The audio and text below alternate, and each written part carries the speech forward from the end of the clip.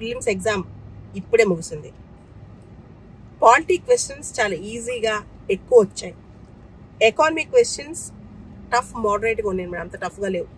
టఫ్నెస్లో మోడరేట్గా ఉన్నాయి economic questions. ఎన్విరాన్మెంట్లో pollution, species గురించి ఎక్కువ క్వశ్చన్స్ వచ్చాయి.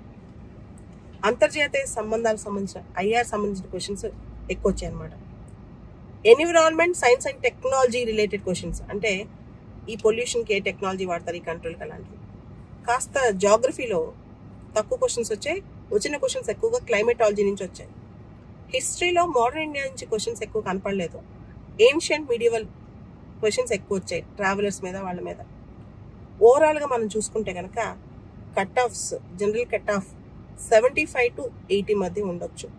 సీసాట్ టఫ్నెస్ కూడా చూసుకుంటే కనుక జనరల్ కట్ ఆఫ్ 75 నుంచి 80 సేఫ్, 75 to 80 ఎంతవరకైనా ఉండొచ్చు. ఒక మార్క్ తగ్గినా తగ్గొచ్చు 74కి, అంతేగాని కట్ ఆఫ్ పీక్లోకి వెళ్ళి దాటం అనమాట.